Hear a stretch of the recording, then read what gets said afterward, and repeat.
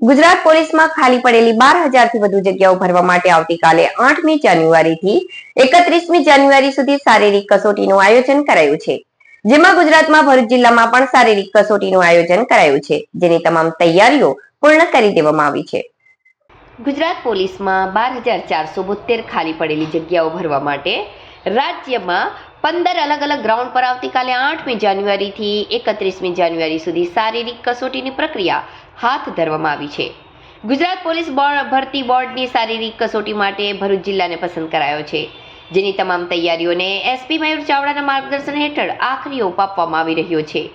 આવતીકાલે વહેલી સવારથી ભરૂચના પોલીસ હેડક્વાર્ટર્સમાં આવેલ ગ્રાઉન્ડ ખાતે પોલીસની ભરતી પ્રક્રિયા યોજાનાર છે, જેમાં પોલીસ ગ્રાઉન્ડ ખાતે રજીસ્ટ્રેશન, દોડ, ઊંચાઈ, વજન, છાતી સહિત શારીરિક કસોટી ઉમેદવારો આપનાર છે. આજરોજ એસપી મયુર ચાવડાએ ગ્રાઉન્ડનું નિરીક્ષણ કરીને જરૂરી સૂચનાઓ આપી હતી.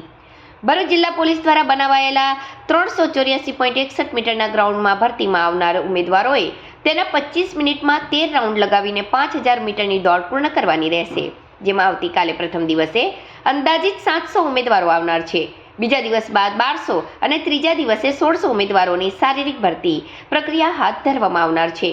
આ કામગીરી માટે અધિકારીઓ અને પોલીસ કર્મીઓ થઈને કુલ 108 ગ્રાઉન્ડ માટે અને 35 ગ્રાઉન્ડ બહાર ફરજ બજાવનાર છે.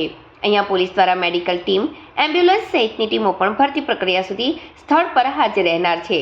આ સિવાય બહારથી આવનાર ઉમેદવારો પાસે જો રહેવાની સગવડ ન હોય તો પોલીસ દ્વારા સરદાર બેરેકમાં પણ તેમની રહેવાની વ્યવસ્થા કરવામાં આવી હોવાનું